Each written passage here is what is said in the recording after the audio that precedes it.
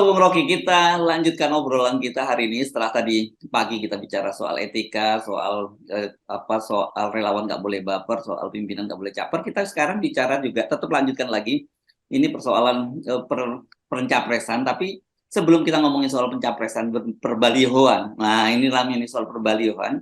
Kita ngomongin dulu soal G20 yang akan berlangsung di Bali ya. Tapi kita soroti dari sisi civil society-nya ini karena kemarin sempat heboh itu ada tim Greenpeace yang naik sepeda dari Jakarta menuju Bali dan kemudian di beberapa jalan dihadang dan terakhir dia dihadang di Jawa Timur ya, ini di mana saya lupa dia dan yang menghadang ini disebutnya GP Ansor dan mereka dilarang untuk terus berangkat ke Bali karena dia dikhawatirkan mengacaukan G20. Nah ini menurut saya agak menyedihkan, kemudian ada civil society sendiri yang juga mencegah civil society yang lain gitu. Itu situasinya menurut saya udah sampai level yang sangat-sangat memprihatinkan, Bung Rocky.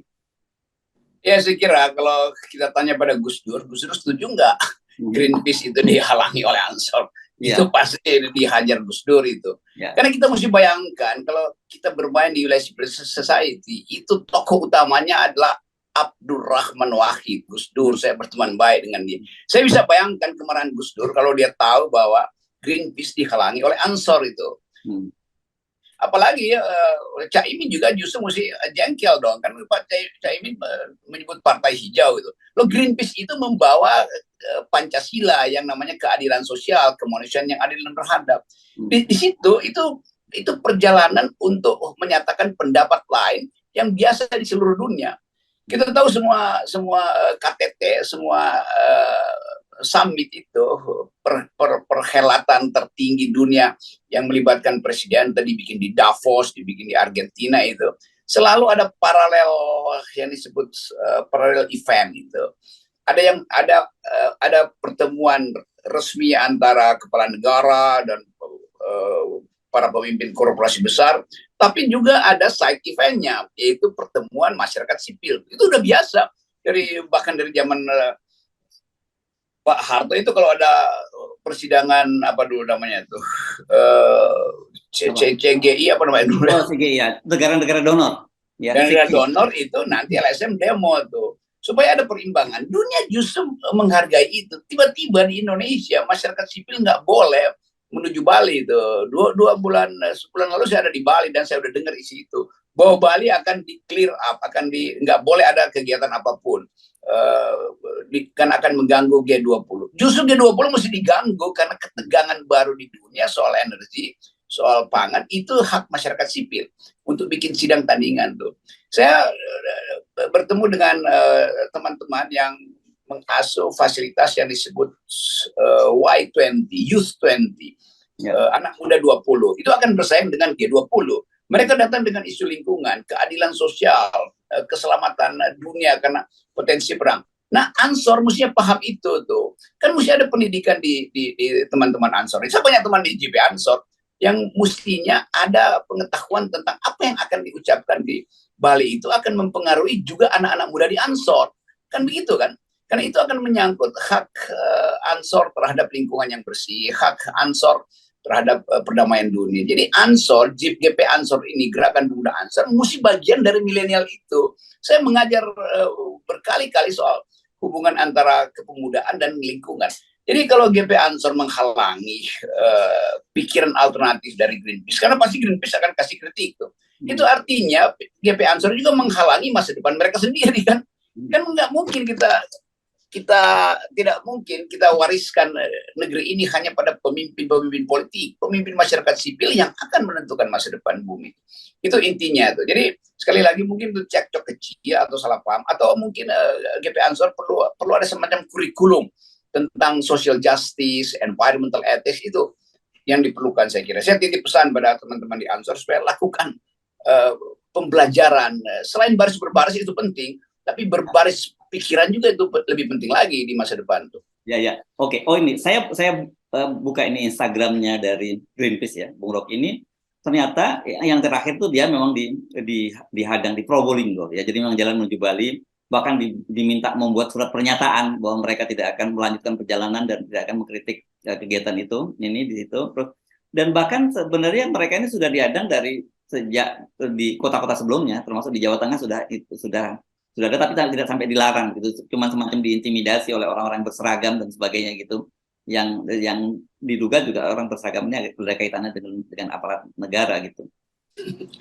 Itu mungkin karena ada tokoh-tokoh yang ikut dalam sepedaan itu. Dan memang Greenpeace itu beroposisi pada pemerintah Jokowi dalam soal lingkungan tuh. Ini mesti kita laporkan juga pada pimpinan NU, Pak Mahfud, yang juga datang dari tradisi KNU-an. Jadi kita mesti ingatkan bahwa, atau pada ada kelompok yang menamakan diri Civil Society Watch itu, yang dipimpin oleh Ade Armando. Nah, ini bagaimana mereka mewatch bahwa ada masyarakat sipil menghalangi masyarakat sipil lah. Bagaimana coba kita tanya pada Ade itu. Gimana kalau ada kasus ini tuh. Jadi kita mau uji sebetulnya dalil-dalil persahabatan sosial di antara kita. Mestinya GP Ansor itu bersahabat dengan Greenpeace. Kan dua-duanya singkatannya sama kan, GP kan, Greenpeace. Iya. Dan hijau, sama-sama hijau ya. Dan sama-sama hijau tuh. Jadi saya usulkan bikinlah pertemuan bersama, lalu klarifikasi itu, supaya nggak ada orang menganggap bahwa GP Ansor ini nggak paham etika tuh, nggak paham fungsi masyarakat sipil. Jadi sesama GP lakukan pertemuan lah tuh. Saya mau wadahi kalau mau, saya moderatori. Supaya suara masyarakat sipil itu tiba juga di G20, di G20. Saya ingin begituan tuh. Dan tadi saya terangkan bahwa saya udah ngomong dengan teman-teman muda itu yang mensponsori Y20, Y20 itu. Kebetulan dipimpin oleh Saraswati, Saras, yang dari Gerindra. Dan dia menerangkan bahwa mereka udah jalan kira-kira 1 tahun lebih itu muter seluruh provinsi untuk sosialisasikan hubungan antara kepentingan milenial dan perlindungan lingkungan. Jadi sebetulnya banyak betul masyarakat sipil yang menghendaki G20 itu mendengarkan suara anak muda. Nah, Greenpeace itu adalah wakil dari anak muda tuh. Anak muda sedunia anggota Greenpeace banyak betul dari Indonesia tuh. Nah, bagian-bagian ini yang mesti ya kita clearkan tuh, supaya nggak ada semacam arogansi dari satu masyarakat sipil terhadap masyarakat sipil yang lain tuh. Nah, saya curiga di belakang itu ada juga sponsor-sponsor yang nggak kelihatan yang membuat ketegangan di perjalanan Greenpeace dari Jakarta menuju Denpasar.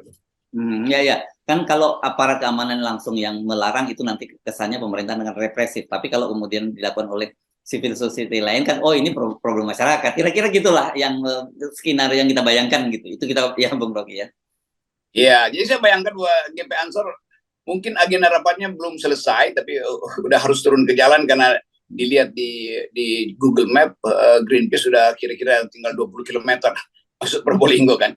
Jadi tetap saya ingin ada persahabatan di antara masyarakat sipil tuh, supaya betul-betul kita dukung seluruh ide untuk membuat Indonesia ini tempat yang layak bagi orang yang berpikir itu.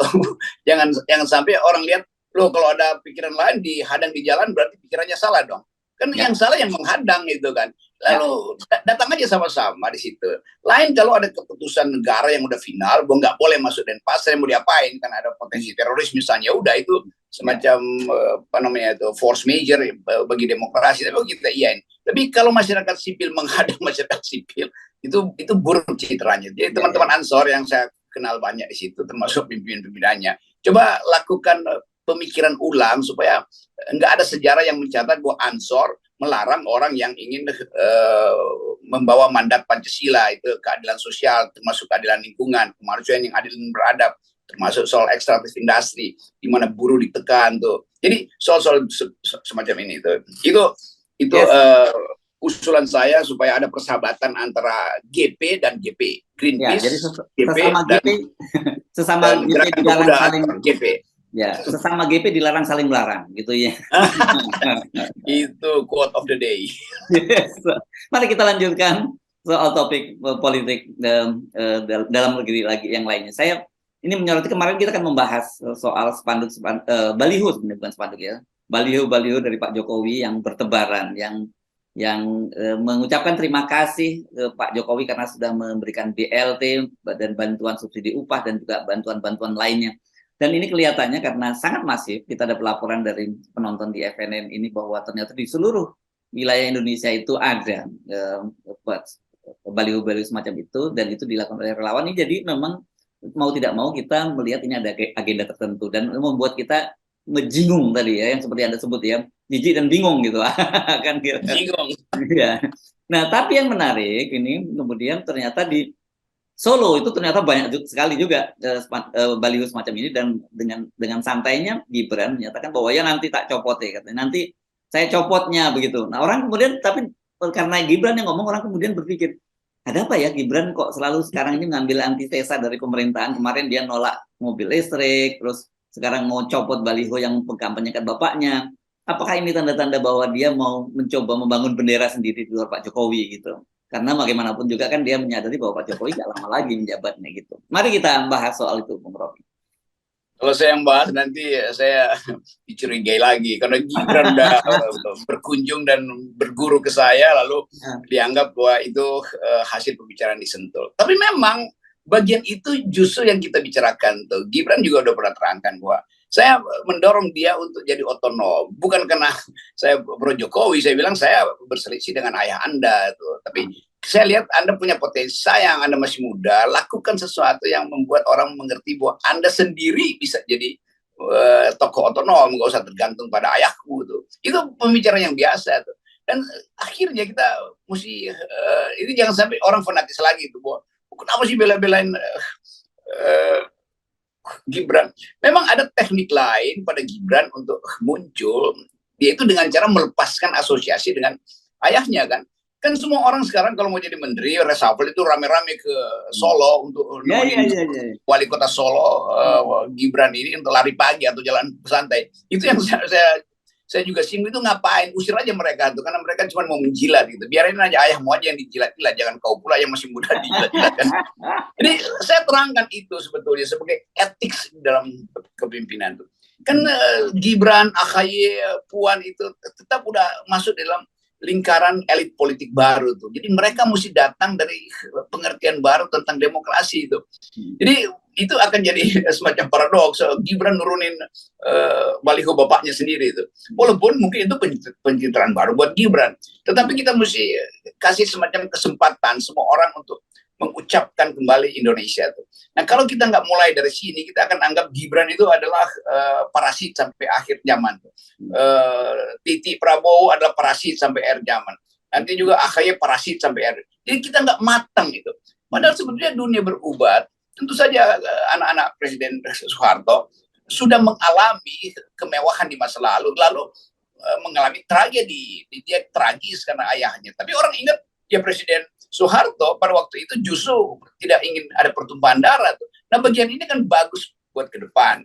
Tetapi dendam itu selalu muncul. Jadi dendam pada Jokowi juga, ngapain dendam pada Pak Jokowi itu?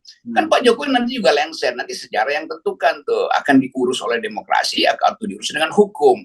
Demikian juga Pak SBY sampai sekarang masih Pak SBY itu gagal ini ngapain? Pak SBY udah diterima laporan pertanggungjawabannya. Jadi kita nggak pernah matang itu karena kebodohan para fanatik itu atau buzzer atau apalah relawan. Itu intinya tuh. Saya nggak jengkel. Saya menganggap bahwa semua ini disebabkan karena pendidikan politik kurang. Dan itu yang mesti kita benahi itu. Jadi sekali lagi bagus juga Ganjar, bukan Ganjar, Gibran itu turun-turunin aja baliho-baliho itu kan. Dan sebetulnya dengan mudah kita lihat itu dikelola secara masif bukan oleh partai-partainya. Ada special force yang lakukan itu kan. Yang pasti partai di belakang itu senyum-senyum. Kalau kita jalan ke bandara itu ada baliho paling tinggi sekarang adalah persahabatan antara Jokowi dan Prabowo, itu paling tinggi itu ada itu kan. Padahal kita tahu ya memang Pak Prabowo menterinya Pak Jokowi itu apa yang mesti dipamerkan di situ. Ya udah jelas Pak Prabowo pasti bersahabat dengan Pak Jokowi dalam soal pemerintahan. Jadi sekali lagi fanatisme itu membuat kita jadi makin dungu. Dan orang yang membenci mereka yang mengkritik fanatisme itu juga fanatik juga mereka tuh. Yang orang, tapi justru orang yang kaget itu adalah ada video-video Anda di Videotronnya Golkar. Nah, itu baru orang dan itu ada di mana-mana loh. Iya, saya udah tegur tuh. Saya bilang kalian bayar saya royaltinya kalau pasang gituan. Tapi Golkar punya alasan enggak itu wawancara di dalam video Golkar yang nggak ada konteks dengan politik. Saya memang kasih kritik pada Golkar tuh. Dan ketika orang nonton itu dianggap saya udah anggota Golkar. Jadi ajaib kan. Saya dianggap dekat dengan Erlangga, padahal tiap hari saya hajar Erlangga. Kalau saya Gibran datang ke saya dianggap saya udah PDIP atau jadi Jokowi, padahal setiap hari saya hajar Jokowi itu. Jadi kemampuan orang untuk membaca sinopsis dari politik itu nggak ada. Padahal kita mendorong semua, mau Erlangga mau siapapun kita dorong maju, tapi dengan konsep. Karena itu saya bantuin Erlangga untuk maju aja. Tapi kalau Erlangga bilang dia tunggu restu Jokowi, yang mampu saja kau Erlangga tuh ngapain itu saya dorong Anda. Jadi saya dorong supaya dia otonom, itu poinnya tuh. Saya dorong supaya Gibran otonom, supaya Caimin otonom, Prabowo otonom tuh. Semua orang harus otonom tuh. Kenapa? Karena dia punya peralatan yang bukan milik orang lain, itu partainya sendiri. Kan begitu tuh. Jadi udahlah, nanti saya kampanye buat saya. Tiap hari hari Jumat saya ngobrol dengan PKS, dianggap saya PKS. Dalam hal-hal yang tertentu, Gelora pinter mencari sinyal politik yang bagus tuh. Partai Gelora, Fahri, saya berteman dengan Fahri Anies, dianggap saya Gelora tuh suka-suka aja deh. Padahal semua mereka itu adalah bawahan dari FNN. Jangan salah nanti ya, hati-hati ini. Jangan salah tafsir ini. Gitu kira-kira. Oke. Nah tapi ini saya kira menjadi menarik ya, karena orang kemudian belakangan ini kan memang terbiasa dengan politik sekat-sekat gitu ya, dan kemudian menganggap bahwa kalau kita beda pilihan, beda latar belakang itu menjadi permusuhan. Dan ini sebenarnya mulai kita coba jembatani gitu ya. Yang terlalu kanan ya kita tarik ke tengah, yang terlalu ke kiri kita tarik ke tengah. Gitu kan kira-kira posisi FNN di situ kan, Rocky? Itu posisi forum netralan. Gitu ya.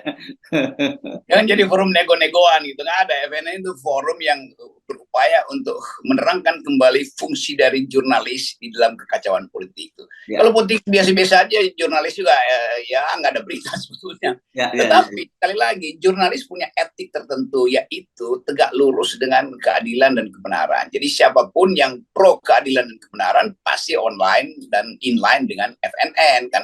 Hanya itu aja kan. Jadi kalau satu waktu FNN misalnya Anies bagus betul, iya karena kita anggap Anies mau berselisih secara akademis, secara etis dengan kekuasaan, maka kita akan dorong. Masa kita hentikan Anies? Kalau Anies berupaya untuk mengatakan saya punya cara berpikir lain dengan Jokowi, pasti kita dorong Anies. Lalu dianggap memihak tim sukses. Bukan tim sukses. Anies justru kita sukseskan supaya dia mampu bersaing dengan pesaingnya tuh. Demikian sebaliknya, pers yang lain pasti pro pesaing yang lain, kan gampang aja.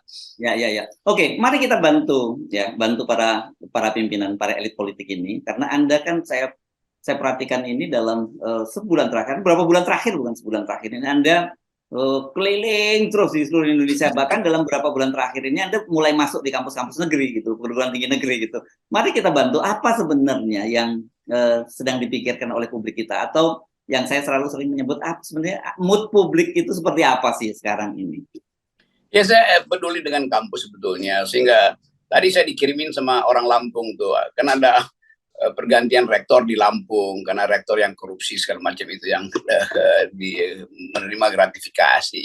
Dalam survei di Lampung itu salah satu calon rektor namanya Rocky Gerung tuh. Jadi bayangkan misalnya tuh pemilihan rektor Lampung nama saya ada di situ tuh. Hanya karena saya mengkritik Pak Rektor sebelumnya yang menghimpun dana dengan cara koruptif, yaitu memasukkan orang yang nggak pantas sebetulnya tapi membayar melalui fasilitas rekrutmen rektor. Jadi cemen banget itu.